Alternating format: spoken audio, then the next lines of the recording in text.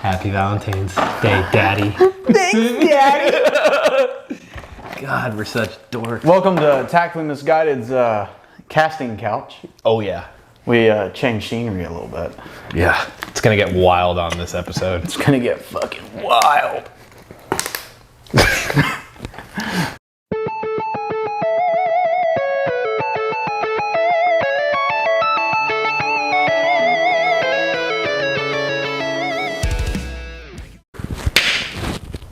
Hey guys, welcome back to Tactfully Misguided. I'm Patrick. I'm Hunter Lobertini. All right, guys. Well, I finally just 7 days ago posted our January post. Still trying to do this weekly, but ran into some complications throughout January. So we're here now. We're back. Still running into issues with the live thing because I guess maybe I'm technically retarded. I think we're tactfully retarded. Tactfully retarded. But can't find a dang cord for that. HDMI? Mini HDMI that goes into a USB-A. Can't find one. What's a USB-A look like? A normal USB plug. Like where the, I think I have like one the male for end goes into the female end and they bump uglies. That's transphobic, sir. Sir. I actually do think I have one of those it was for my MacBook to a printer. I'll look in my shit, but... Yeah, so because we definitely have been working on it and we want to get a live episode going. Yeah. We want to see all the dick emojis in the comments. All the dick emojis. All the dicks and the crayons. What's the nasty guard? Like, what's their thing? They don't have one. They don't have one? They're not important enough?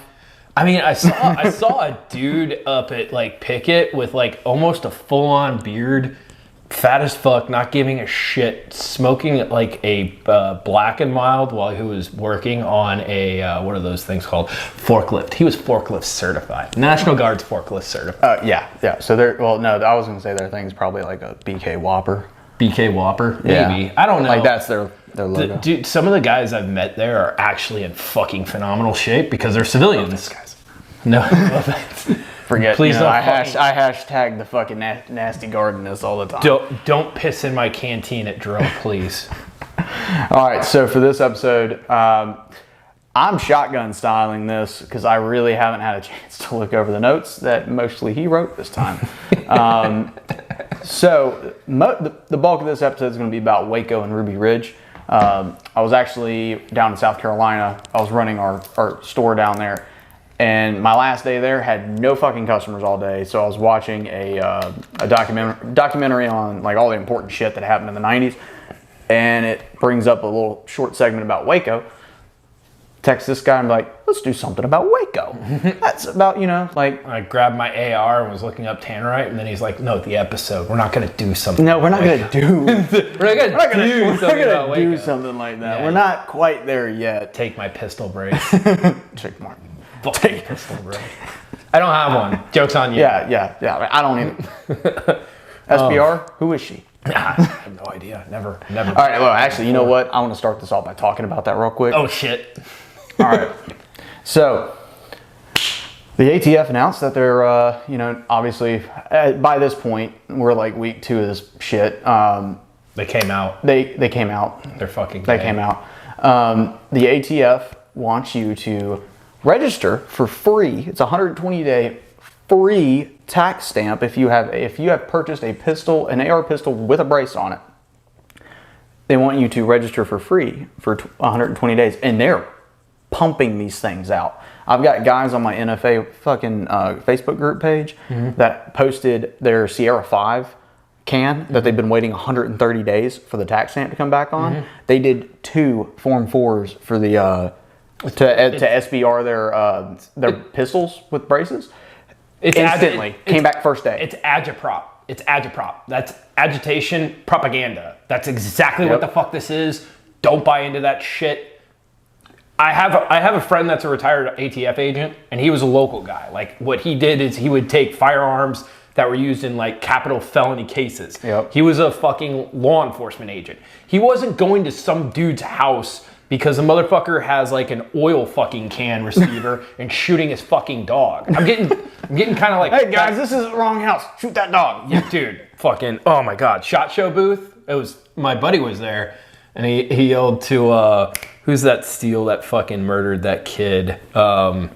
Sealed it. Fuck. Chapman? No. What What the fuck? God, TBIs. He straight up, what the fuck is his name? Senior Chief, Eddie Gallagher. So, my buddy goes to SHOT Show, sees Eddie Gallagher, and yells, "Holy smokes, it's David Goggins." Fucking great, dude. I love you. Sam, if you watch this, I love you. You're an amazing human being. I love you and your family. And you fucking make my day, dude. Which, by the way, Sam could beat the shit out of both of those guys. And he should. And he should. Fucking SEALs. All right. All right. Back on track. We're back on track. All right. So go ahead and kick it because I know you wanted to do FS calling in SF. Fucking delect. Oh my God. SF calling in airstrikes using a signal mirror because on the last episode we were talking about Hill 488 in Vietnam and how he was using a fucking red lens moonbeam. So I swear to God, I'm not drunk. This is my first beer. The opener, we'll talk about some big dick energy that came from SF in the first Gulf War. So essentially 525, 5th Group's ODA from their 2nd Battalion in 1991 inserted into central Iraq. These motherfuckers had full mission rucks, and this is 1990s. So essentially they're carrying 175 fucking pounds of equipment. They go ahead and they insert 160th SOAR inserted these guys, and what they were supposed to do is they were supposed to do special reconnaissance for Scud launchers on the Iraqi army. Now, long story short, we all know what happened with Lone Survivor, Operation Red Wings, how the SEALs fucked this up. What happened? Yeah, we should do an episode. No, we get a lot of hate for that. Yeah, probably. To show the actual video. It's on YouTube. You can look it up. Oh, yeah. I'm going to leave it at that. Look up the real Operation Red Wings video from the Taliban, and you can make your own assessment from it. Essentially, this ODA, so we're talking, it was led by a warrant officer. So I don't think that, I might be wrong, but I don't think they had a captain. I'm pretty sure that the highest rank was a warrant officer, which is their 180 Alpha. So I think it was an SR ODA team. And I'm going off of this because it essentially is, there's a lot of misinformation out there. They said they did some really, they like made this out to be like, it was like they nuked fucking half of Iraq. But essentially what happened is these guys set up a hide site. They were looking at Scud missiles, and they were trying to get surveillance on any Republican Guard or armor units. And what wound up happening is when they inserted at night, it was dead. There was no pattern of life. So in the morning, they realized there's a fuck ton of civilians. So these 2 children find them on accident, 2 little girls. And they're like, I don't even think they were teenagers. They must have been like, what's between a toddler and like a teenager? A tween? Yeah, a tween. Okay. I think nowadays it just goes from toddler to fucking teenager. My 5-year-old acts like she's 15, so. Dude, they grow up fast. Yeah. So they got a soft compromise, 1. And then they went and found either their father or their uncle or grandfather. And he's probably 2 kids that came up and be like, oh shit, they're these fucking guys with a bunch of guns and scopes and stuff. And he shows up with them, so they get soft compromise number 2.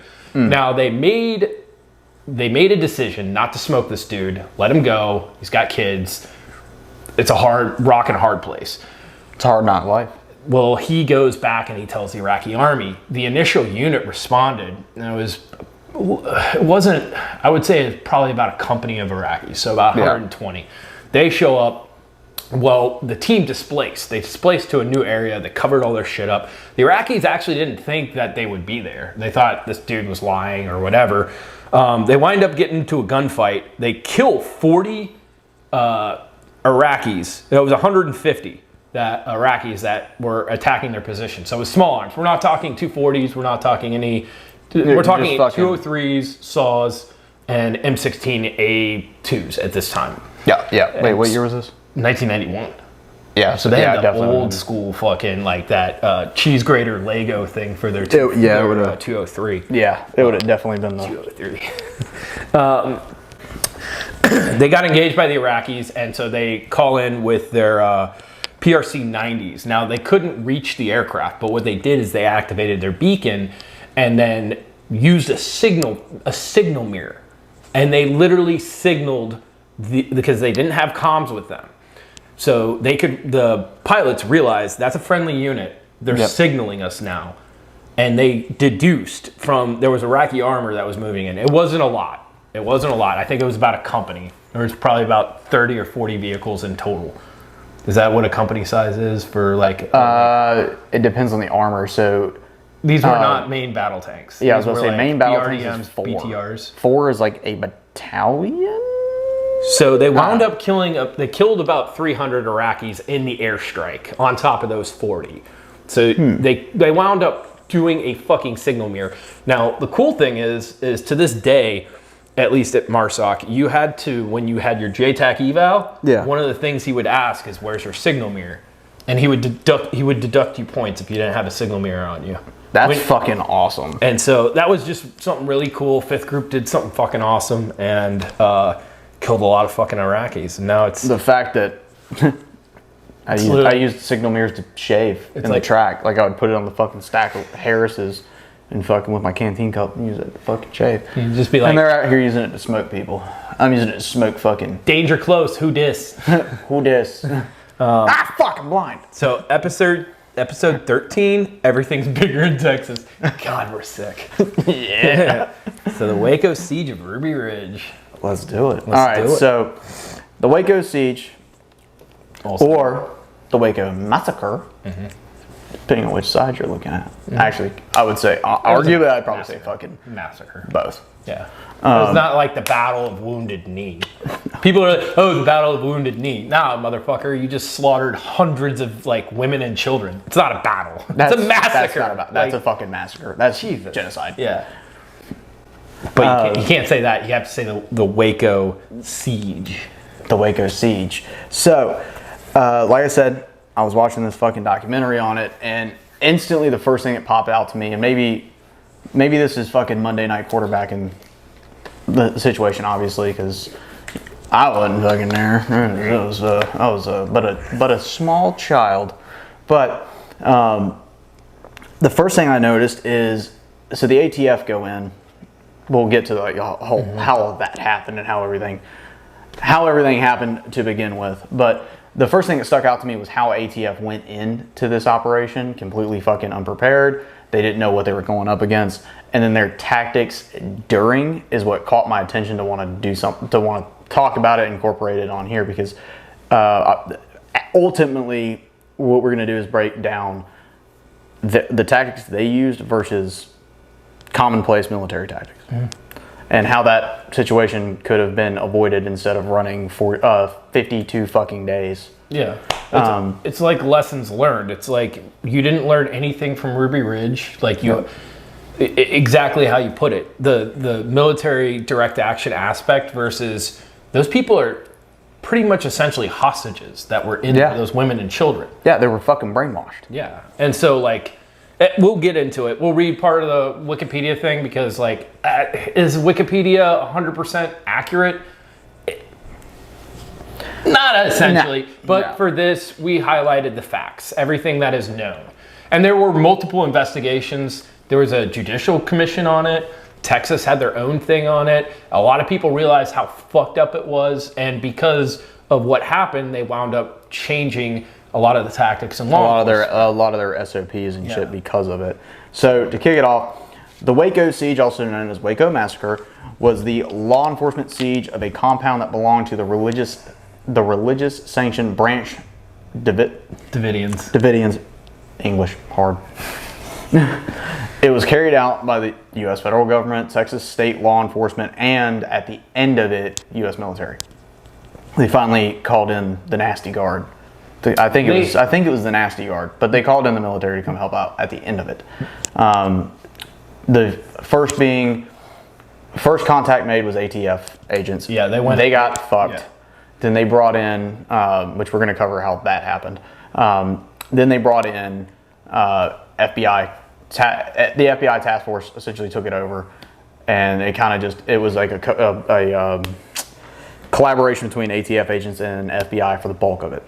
And then obviously the sheriff's department, all of the municipalities that fell in that area because were involved. Because the Branch Davidians actually knew the sheriff of that county, and it technically wasn't in Waco. It was in. It was 20. Axtell? It was 20 miles outside of Waco. Yep. It was about 20 miles outside of Waco. Baker's does whatever. Yeah. So Potato, tomato. They knew the sheriff. Now the fucked up part of this is you always incorporate local law enforcement when you're dealing with law enforcement. No, these guys went from rape to murder. The ATF showed up, and we'll talk about it. But the military aspect of it, and this is actually a good thing. They actually brought people that weren't just they had National Guardsmen there. And that was more for the fucking triage, because when you watch the videos of this, you're like, who the fuck ran your battle drills and your first aid? Oh God, it was bad. One of the most highlight moments in the early hours of the siege actually was when the ATF was hitting the compound trying to do a direct action, and these motherfuckers put a ladder to go to the roof, and they are single file going up this ladder onto the roof. And just as soon as boots hit the fucking top of the roof, they're fucking taking off towards the windows and shit. And they were getting fucking buckshot into them. They were getting they had AKs. They indeed too. You saw a zip line of submachine guns. So one of the guys that got shot in there, finger on the trigger, literally zipped the side of the house. And they thought, because they didn't have fully automatic weapons in that room, they thought they had fully automatic weapons. You can watch it. It literally happened. It was the fucking ATF agent, not them at that point. But the military personnel that were there were, some of them were for JSOC. And it's similar to the Atlanta riot in the prison. They actually had some JSOC dudes there to kind of overlord and observe. There were SAS agents at that too, at the Atlanta riot. Shit. We could probably do an episode on that. It's pretty fascinating. Well, the fact that SAS was there. They were there. They were in like an observer advisory role. And so that's what these dudes were doing there. And like these guys wanted to pretend to be like door kickers in the military. They got their ass whooped. Real military showed up and said, hey, like this is how you should do it. Early hours of that, ATF agents were dropping like by the dozen and then being fucking Kazovac out. They were dragging, like carrying each other. They had no plan for Kazovac, but it was a tactical shit show, basically. And that's why we wanted to talk about it. But to continue on, so this happened it was between February 28th and April 19 of 1993. My ass wasn't even fucking born yet. I was born later that year, don't worry. So the fucking Branch Davidians. Branch Davidians. The Branch Davidians. You can just call them the Wacos from Waco. The fucking Wacos from Waco were led by this guy named David Koresh, which was actually not his real name. It wasn't his real name. But basically this guy had convinced, it was a cult. This guy convinced all these fucking people that he was above them and between them and God, and like it was this whole fucking ordeal. But the whole reason that the ATF got involved in the first place is because they had heard word that these guys were hoarding illegal firearms, because they actually had an SOT. Is that what it's called? SOT? That's where you can own class 3. It's like what Vickers has. The dude that invented the Vickers sling. He has a warehouse full of machine guns. He has a. Don't fuck me up in the comments for this if I get this wrong. I think it's a SOT. I think that's what it's called. But it's where you basically have your class 3 to own and or sell machine guns. So he was stockpiling all these weapons, and they were a breakaway from the Seventh-day Adventists. They're actually a very peaceful. A lot of them are in California. It's one of the biggest communities that lives over 100 years. They're very healthy, very spiritual. This was like not them. These were a splinter group. They broke away from the Seventh-day Adventists and were like, we're stockpiling everything for fucking doomsday. They had so much weaponry. They had explosives. It was wild. Did they have RPGs in there? I know they had AKs. They had 240s. Because they had machine guns in there as well. They had I think possibly vehicle. It was wild, dude. They were better outfitted at that time than say an infantry company. Easily. Like, and we're talking infantry companies usually on average for at least small arms. Yeah, they machine guns would have fucking. What I know, just my company alone in the armory, we had fucking. They had 700 fucking weapons. I'm pretty sure they had 50 cals, if I remember correctly. They did. They had 50 cals in there too. They had Mod Deuce. Yeah, and then M2 50 cal machine gun. Great My baby. What was it? All right, where are we? All right, we are led by David Koresh. They were headquartered at the Mount Carmel Center Ranch in the community of Extell, Texas. That's 13 miles northeast of Waco. So I was close. I said 20 miles outside of Waco. That's the lieutenant in land nabbing there. That was me. He'll go this way and then. I'm not a lieutenant, but I'll fuck you up anyway. I'll get us all lost. All right. So suspecting the group who had licenses to manufacture and sell weapons, so SOT, of stockpiling illegal weapons, the ATF obtained a search warrant for the compound and arrested an arrest warrant for Koresh, as well as select few members in the group. So, law enforcement aspect of this. They have a search warrant. They have an order for arrest or a warrant for arrest. In Texas, I don't exactly know. This is not an open invitation. These are technically, they're non-violent. Nobody here has killed anyone. This is not felonious. Yep. And if you're thinking that way, like these are some paranoid schizophrenic guys with a bunch of guns that are religious nuts, should I go in like kicking the door down and shooting everything? That shouldn't have been their first fucking move. But I wanted to bring that up because it's the Fourth Amendment. It has to do with habeas corpus. It has to do with how you search, how you seize things. Now, if they're looking for weapons, and some of these charges were actually, I think one was sexual battery. Like they thought he had been having sex with underage girls, which he was having sex with their wives. He was. None of the men could fuck their wives. It was only him. He fucked all his wives. That is some superior fucking brainwashing right there. Like that's fucking. But I just wanted to plant that in your head. Learn what the amendments are. Learn what the Fourth Amendment is and how search and seizure works. So the next time somebody's like, "Hey, can I search your car?" You can be like, "Yo, dude, like you're keeping me from going where I need to be," or understanding how a warrant works. So pound sand. They did not have like a violent task force warrant. Like these guys should have had the options that they had there that day available. But under posse comitatus, they shouldn't have fucking done that. Or not posse comitatus, habeas corpus. They should have taken a better avenue. And it was communication. They didn't even have the fucking sheriff there. That's what they should have done first. The sheriff should have gone out there, maybe with one or two cars, just them. Have the ATF on fucking standby. Yeah. Down the way of the ranch, out of fucking sight. Roll in. Women, children. Talk to the, do the whole fucking door knock, go fucking talk to them, and even serve the warrant. Even reconnaissance beforehand. Now they help. Said they did reconnaissance. They picked the worst fucking breach point. Like if you're gonna look at pattern of life and you're gonna do a vulnerability matrix on this compound, then you should probably do that. Nah, these dudes literally were like, all right, that's our breach point, let's go. And it was like, are you fucking serious? And that was after the shooting started. That's the other thing. They went up and started shooting through the fucking door. Now there's like, who shot first kind of thing. Bro, you rolled up in full fucking like kit, ready to go kick in the door in fucking Poland in 1939. What do you think?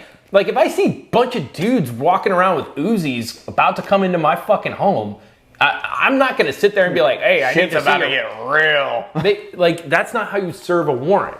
Like detectives, administrative people, yes, there are certain aspects, like marshals.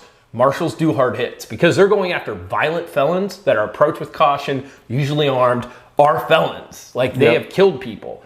This is a community. Like what the fuck were they? Sorry, we got off. We started going down the rabbit hole. The incident? So, all right. So the incident began when the ATF attempted to search or to serve a search and arrest warrant at the ranch. Tense gunfight already erupted. We just covered that. Upon the ATF's entering of the property, a failure to execute the search warrant, a siege lasting 51 days was initiated by the FBI. So basically what had happened, which is what I had mentioned earlier, the ATF went in and tried to do this hard hit, failed at communication from the jump. and they got their asses fucking handed to them in the beginning because they did this without reconnaissance. They did this without any of the proper procedure of how you would go about it, and they didn't know everything these motherfuckers had in there. First of all, yeah, they were not. They were fucking clueless of the entire fucking arsenal that these guys had, and honestly, exactly how many fucking people were in the compound. They didn't even know how many kids were there. Yeah, they didn't know how many women, how many children. They were only after a few of them and Koresh. So they got their asses handed to them. Look up the videos of them getting fucking shot through the damn walls and shit when they're trying to breach through windows on the on the roof into the second or third story of the compound. Well, so the ATF got lost going to the compound, and I didn't know that. The dude they stopped was a member of Waco. So he straight up was like, "Oh yeah, I know where that's at," and he like told them, and then he went back there and told them. And he was like, "Yeah, there's a bunch of guys with guns coming here." Like, eventually the FBI launched an assault and initiated a tear gas attack in an attempt to force the Branch Davidians out of the ranch. Shortly thereafter, the Mount Carmel Center became engulfed in flames. This is actually all on video. The fire resulted in the deaths of 76 Branch Davidians, including 25 children, 2 pregnant women, and the psycho David Koresh. When this happened, this was on I think it was either the 49th or the 50th day of the siege. So that fire went for a few fucking days. No one came out during that time. And this is actually after the military had gotten involved. And the military rolled up in fucking armored vehicles and everything else too. What vehicle was that? It didn't have a turret. It looked like no, Bradley's tracked, right? Bradley is tracked, isn't it? Not a cavalry. It looked like like an LAV. Yeah. It was like it had 6 wheels on each side. But it wasn't like an M113. It wasn't an APC. No, it was an APC. It was an APC. It was an APC. It had an arm to dispense a smoke canister, which we'll get into pyrotechnics and flammability and should I actually throw like a flare in the middle of a cotton field? Just basic fucking infantry shit. They didn't mean to catch the fucking house on fire or the compound on fire, but it did, and the whole goddamn thing went up. None of them came out. Well, they were also getting shot at. Oh, they were getting shot at. So they knew if they came out, they were either going to get shot or they were going to stay in there and die from smoke inhalation or burn alive. They chose burn alive.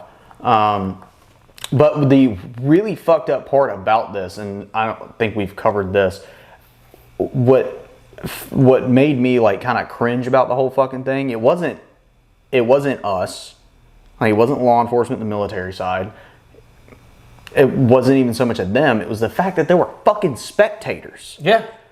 This thing turned into a fucking circus. They were selling like food and stuff. There were people out there selling. There was a van selling shirts, and this is also there's a video on this too. This dude is standing out there selling T-shirts for the fucking I can't remember what they said, but it was something to the effect of the Waco compound. And he's out there selling fucking T-shirts on the side of the road while people are coming up with binoculars and shit on this ridge over watching this whole fucking thing. Like, it's a fucking, hey, what are you doing Saturday night? You want to go watch this fucking siege happen and like women and children get fucking smoked? Yeah, let's go. And like one of the news reporters approached that guy that was selling shirts and was like, why are you doing it? He's like, gotta make money. Yeah, it's America. Doing it to make a nickel. Like, seriously? Like, come the fuck on. Like, anyways, it turned into a circus at that point with civilians fucking watching this whole sideshow fucking gig. Remind me to tell you about the guy they fucking pretty much executed in the ditch. The events of the siege and the attack, particularly the origin of the fire, are disputed by various sources. Disputed if you're a fucking idiot. All right, technical difficulties. We had to stop there for a sec. Well, you also had Ruby Ridge, which was the complete opposite. You had people there that were in support, and I'm not saying these are good people. Most of them are white supremacists, but you had people there saying, hey, knock it the fuck off. The federal government's doing some crazy shit. All these Texans didn't do a fucking thing. Now, there were a few that were like, hey, you guys need to practice restraint. Those were seldom in small voices, but the events of the siege and the attack, particularly the origin of the fire, are disputed by various sources. The Department of disputed if you're fucking stupid. The Department of Justice reports for October 1993 and the second report in July 2000 conclude that although incendiary tear gas canisters were used by the FBI, the Branch Davidians had started the fire based on listening devices overhearing the discussion, and the evidence showed at least 3 simultaneous ignition points. The FBI contends that none of the agents fired any live rounds on the day of the fire. That's bullshit, and I'll tell you why. Critics contend the live fire rounds were fired by law enforcement, and that suggested a combination of gunshots and flammable tear gas, and live rounds was the cause of the fire. All right, so that's all bullshit. And let me tell you why. Is when you watch the video, the APC comes up and it drops a tear gas canister on the backside of the compound. There was no 3 simultaneous fires. And by the way, that listening device that they had implanted there, that didn't do a damn thing for them. They were just hearing muffled sounds. Like they knew that people were moving around. Now there was another device that had, you can hear David Koresh talking. Yeah. But there was live fire. You can literally see it in the video. Some people are saying, oh, that's because the fire ignited ammunition. That's not fucking true. That's not what incoming fire looks like. No. So whether it was the FBI or the law enforcement, people were firing rounds as it's on fire. Who started the fire?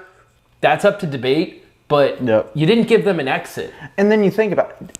How the fuck would tear gas and live ammunition, how does that like mix together to fucking start a fire? That's not how that shit works. Only if you're black in the 60s.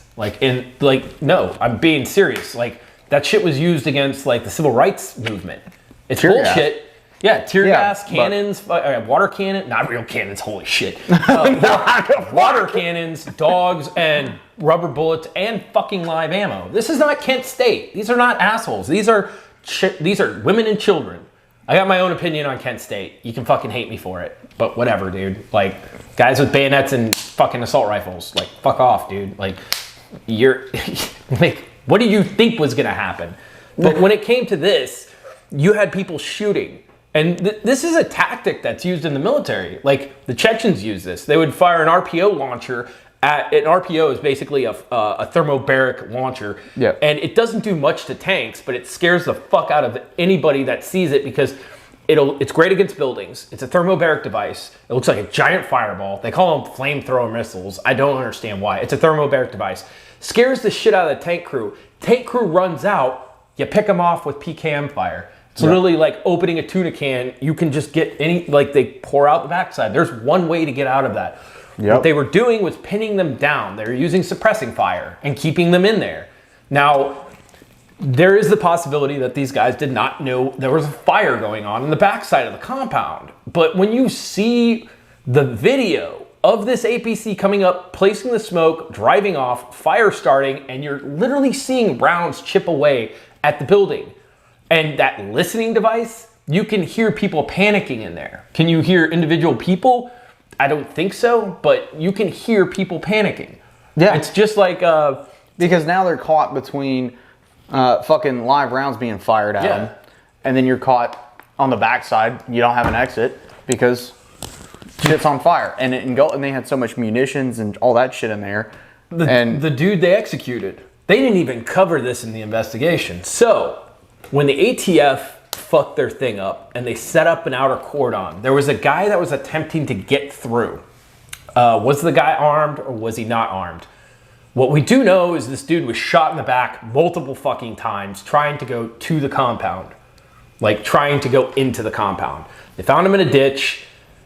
The ballistics, from what has been put out there for information, was he was shot in the back and at extended range, 25 or further, and then shot more times in the ditch. This dude was executed.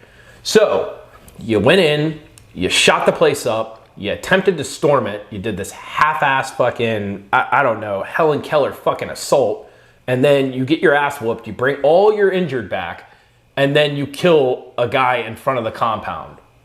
Like, what? You did everything fucking wrong. Yep. Like I said earlier, you turned rape into a murder. It's a bad fucking idea. when we talk about law enforcement, federal law enforcement still has to abide by the Constitution. And when it comes to search warrants and arrest warrants, there are procedures that are in place to safeguard the rights of Americans. Am I debating if David Koresh was a piece of shit? Huge piece of shit. We're not even discussing that. He's an asshole. And the guys that were with him that were brainwashed, assholes too. Children are fucking innocent. Exactly. And so you're talking about everything from small babies to toddlers.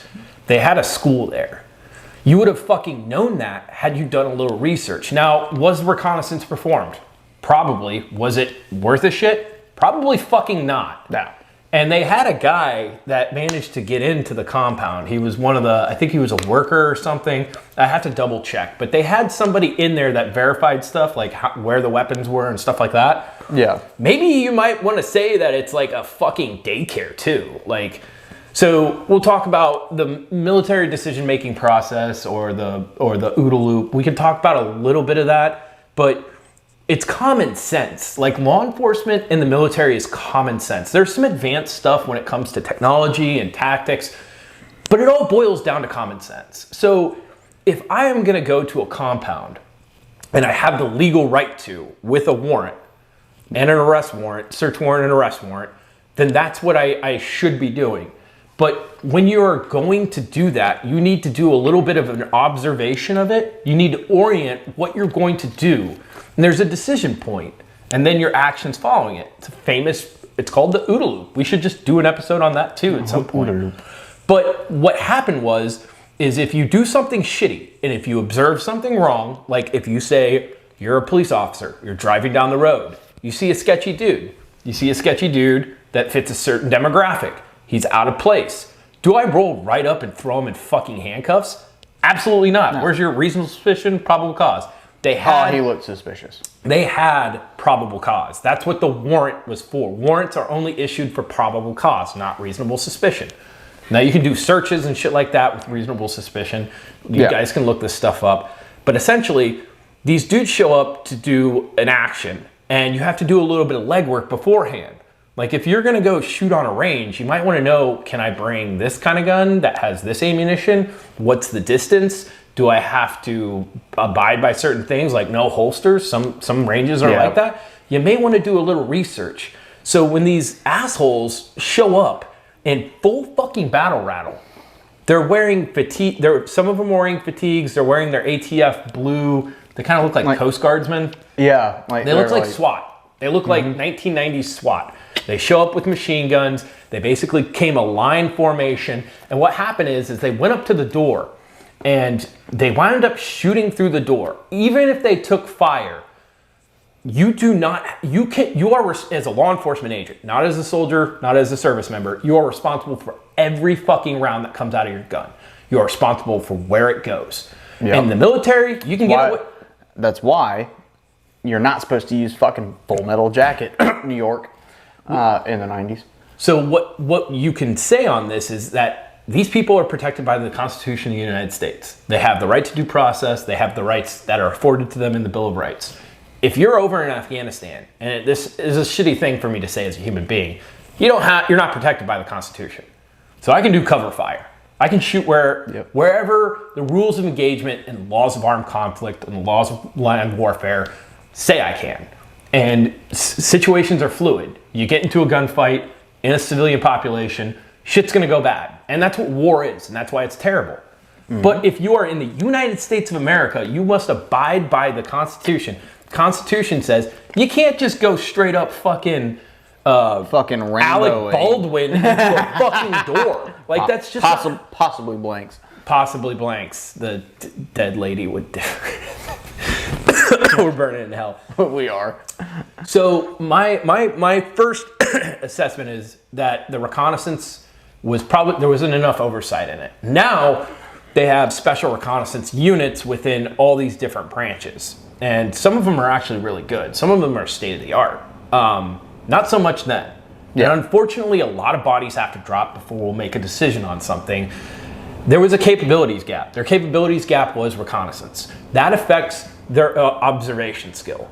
If your observation skill's fucked, your orientation skill of how am I going to approach this target? Do I go soft? Do I go hard? Do I call them? Do I do like a call out? You could have done a fucking call out. No, you didn't bring the sheriff. The sheriff would have told you that they had rapport with these people. They did. Yeah. The sheriff had never arrested anybody at the compound. They had some run-ins with them. They used to play music. David Koresh played guitar. He was actually in a rock band before he decided to go all fucking Looney Tunes. crazy. But you look at, if they fucked up their observation and their orientation, they decided to act on reaction, on impulse. You know, one of the hardest fucking things in this world is to get shot at and be like, fuck, I'm not in a good position. Yeah, I could shoot back, but am I gonna do more harm than good? Do I pull back? Now, if it's life, limb, or eyesight, I'm shooting back. Best medicine in a gunfight, return fire. However, if somebody's shooting through a door and you're not taking shots from windows yet, get the fuck back, get on a loudspeaker and announce what the fuck just happened. What they did is they pulled back and they went into almost like a fucking Continental Army immediate action drill. They all got behind their cars and got into a big ass gunfight. They tried to get into a second story window. Breaching is not science. You roll either left or right. You go to the main breach point. If they're shooting through that, technically, then you would do a secondary. Secondary, you'd roll clockwise or counterclockwise. These guys chose to use a fucking ladder. How many people can you fit on a ladder? One at a goddamn time. One or maybe two if they're lightweight. These guys are in full kit. So you're trying to get in full kit. Even my full kit, being a fucking tracker, was still heavy. Between 60 to, depending on what I had on me, between 60 to fucking 80 fucking pounds. Yeah, and you've got that on top of your body weight going up a fucking aluminum ladder. Yeah. The lightest assault load, if you include the body weight, it can be up to 360. That's what our free fall parachutes are rated for. Like, that's what they're rated for. If you're gonna go up a ladder that's skinny and shitty as hell, because they didn't use siege ladders. Siege ladders are fixed. They're made out of steel. They're really good. They were using like a fucking Home Depot ladder. Yeah. They got up there. They didn't establish a foothold. They tried to they got on the roof and then started sprinting. Well, they went in, and then that's when somebody met them. They got into a close gunfight. 2 were killed inside the room. A third one was wounded on the roof. That was the one that was shot through the fucking wall. Yeah. And this is the other thing. It's called violence of action. When you go in hard, you go in 100%. You don't half-ass it. What happened was they met resistance. And unfortunately, their tactics were not up to snuff, because at which point you should establish a foothold within there. You clear the fatal funnel, you get to your points of domination, you dominate the room, you prosecute your targets, then you go ahead, you search the room, you search the dead, or search the living, search the dead. That's what you do. That's CQB 101. I may have gotten those steps out of order. It's been a while since I read a fucking CQB manual. But when you're doing this, you don't send just 2 guys into a fucking room and then not send more people. Yeah. You can clear a room with 2 people, but you're on a second story objective. Why not send 4 or 5? Get more guns in there. An untrained individual, and these were untrained. They were not Army vets. They were untrained, so the same thought process as a school shooter. I can send 2 dudes into a room, one might get smoked. What happened was they were not prepared to meet that violence, and their violence of action was lacking. Their thought process was their presence there and them fucking starting the siege, or not siege, but breaching and entering the building would have made these motherfuckers like backtrack and be like, And physical presence is an actual thing. Like there's an officer that I know, big black dude. I mean, I'm not fighting this guy. I'm not fighting him. His physical presence. You see is a guy, intimidating. Yeah, well, you see a guy that looks like a bellhop with the fucking goofy hat and a tie and his badge and his revolver. It looks like he's gonna take your luggage up. If you see a dude with an OTV that's got fucking kit on, and he's physically fit, that's physical presence. Your physical presence is enough to sometimes deter or control situations. What happened here was the complete opposite. These guys were dressed up like they were gonna go fucking ham in some Call of Duty game, and they met resistance, they floundered, the assault basically lagged, and that led to people getting killed on the X. It led to them having to pull back. It led to more casualties. Because what you essentially now created for yourself is a linear target, and you're in a kill zone. You have no cover. They were out in the middle of a grass field with like pickup trucks and shit. Yeah, like because I think Waco, like the compound set up a little bit, so like they're coming from it, and it doesn't matter that it was like a huge fucking incline, but they're coming up an incline into the fucking compound. And these dudes were firing well past 50 yards with handguns and shotguns. And you can watch the video. It looked like something like they're coming right for us, and they're shooting in every direction. There's no target identification. They're not calling out windows. They're not calling out targets. People are getting wounded. They're just it's fucked from Jump Street. At which point you need to fucking pull back, reorganize. They did do that after taking, I think it was like 12 casualties or something. I think in total it was 12. The FBI showed up, and they basically took what the ATF had done. They do what FBI does, which is when they show up to something, they're like, I'm the big dick on campus. I'm in charge now. Well, they took all the information. If that information, that observation, that orientation that led to such a disastrous action or decision to act was screwed up, then what you have is essentially a bad formula for developing a situation to a siege. So they basically tried to siege these guys, and it wound up with them killing all these people and burning it down, when all you really had to do was say, yes, I have overwhelming force as a government agency. I can go in and storm this bitch, and I can shoot everybody. We can do an Operation Archangel just like they did at the Iranian embassy in London in the 70s. Perfectly planned, executed by people that knew what the fuck they were doing. And they had reconnaissance, and they had a plan. This was not, what was the assault plan? Going in on a second story, it's literally a funnel. It's a single room. Yep. On a second story deck with a fucking, like a U-Haul fucking ladder. Like, are you kidding me? Now, the guys that went in there were ATF agents. And just like any other member of an organization, you follow orders. And I feel bad that they died, and I feel really bad that the children died, and it was a horrible situation. But unfortunately, had somebody brought this up in Congress beforehand, or somebody had brought this hypothetical situation up, people were like, that's crazy, that'll never happen. All the charred corpses would beg to differ now. And it sucks. But as we progress as a society, and as we get more veterans into law enforcement, and you start getting the decision-making process, because what I found is a lot of people are extremely hypersensitive to like case law, which is important. You should know case law in law enforcement. But if you are going to use law enforcement TTPs and SOPs in the military, use it for what it's for. Military police, sure. Do you want a fucking SEAL team to be doing like what a warrant squad would do in the United States? And vice versa. Do I want a law enforcement agency to do a direct action, kill capture mission style setup that's intended for enemy personnel of war against our our citizens. Sovereign citizens are assholes, but our citizens that are protected by the Constitution that you swore to uphold. And I get it, like a very good friend of mine, dear friend, retired ATF agent, one of the best men I know. It pains me to see how shitty his agencies got, but it kind of reminds me of the Marine Corps right now with the commandant and all these woke officers. Yep. And well, we're not super right-wing nut jobs. We're telling you facts that happened.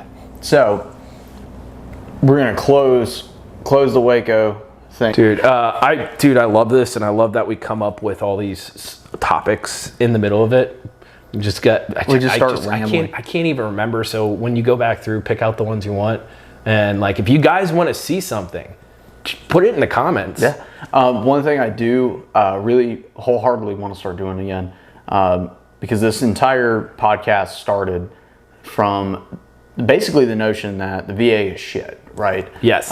It started from this being kind of my therapy, instead of going and talking to somebody, getting other veterans on and like hearing their stories, no matter how dark, no matter how I didn't give a shit if you didn't go to combat, if you never deployed. Just fucking stories. Everyone had something to tell. Everyone has a fucking story from when they were in, whether they did 4 years or 20.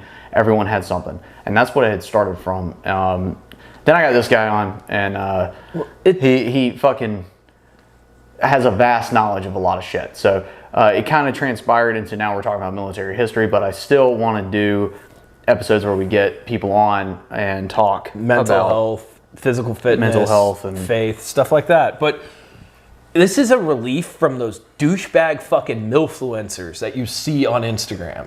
Yeah. The guys that are there for the money, they have sponsors. We're two dudes on a couch. We're literally being as real as possible. We're giving our opinions. We're trying to be as, I wouldn't say polite because we talk a lot of shit, but yeah. This is real. This is not some scripted thing. We don't have sponsors telling us what we can and can't say, and it's the truth. And if you don't like it, fuck you. You can find another channel. If you like it, like throw some stuff down in the comments. Be like, hey, what about this? Can you talk about this? What's your opinions on this? And as long as it doesn't violate anything when it comes to like OPSEC or any of the stuff that has to do with security clearances. Well, for you, because my security clearance is up this year, so I'm fucking good. On Wikipedia, you can find about 99% of stuff. And with a little 99 cent. I got 99 problems, but the truth ain't one. Fuck, dude. Yeah. So with that being said, guys, what are we going to do the next episode on? Oh, man. If you got that cord, we're going to try the live thing. We can try the live thing. And then see what you guys have to say in the comments.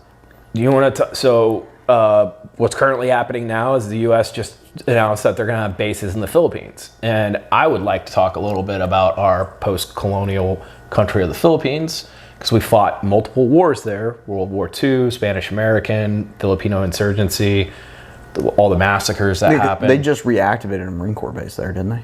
Or activated. Guam. In Guam. Guam. Yeah. Well, we could talk about Guam too. I fucking love Guam. Chamorro, fucking fiesta. Love it, dude. Half a day. I love Guam. I think I'm like Chamorro from the waist down. I love Guam. But I will tell you the truth, man. Like, Philippines has a very complicated history, and a lot of people will read like 1 second headlines. It's just like when the Yazidis were being slaughtered by ISIS, just like when the DACA, the fucking deferred arrivals, and then they talked about like Homeland Security with the no flight list when it came to the Patriot Act. We have a attention span that's like this big in America. I want to kind of talk about the Philippines and our military involvement there and how we averted a major war, how we were successful in special operations, how we were successful in nation building, how we essentially, I wouldn't say a world power, but a regional power here soon. And a lot of that has to do with the American mindset. Yeah, we did some stuff in the past, but I think in going forward, it's going to be awesome. And I would like to talk about the insurgencies in the north, the insurgencies in the south, and how it kind of developed a little bit of doctrine, especially when it came to UAVs. There's some really cool stories out there with the ODAs, with the SEALs, with MARSOC, and with not Cobra Gold, Balakatan, every other year. Cobra Gold's Thailand. Thailand. But it's a very interesting, and there's going to be impacts from this decision that just went down far into the future. And we could talk about like how we abandoned an entire base because a volcano fucking covered it with ash. Dude, it's awesome. Talk about the people, talk about the food, but I could tell you some my personal experiences of being in the Philippines. I have a very dear friend who just picked up Gunny that's there now, and she's half Filipino, and she's got some really cool fucking stories. But yeah, I got this for Daddy. All right, guys. With that, thank you for watching this episode. I hope you guys enjoyed last episode as well. Be sure to check out all of the episodes. If you have not subscribed to the channel yet, subscribe, like the videos, and please leave some shit in the comments so we have some critiques for other episodes. Like he was saying, we keep shit real. We're not like scripted. I guess kind of. We went a little bit just to have some notes to keep our ADHD fucking minds on fucking track, because we'll squirrel. We'll go off on tangents sometimes. So I hope everybody has a great fucking week, and we're gonna hit it up again next week. Hopefully, again, soon we're gonna be trying to do the fucking live stream thing as soon as I can fucking figure out technology and get that shit rolling. But with that, thank you guys so much for watching. We'll see you next time. Peace.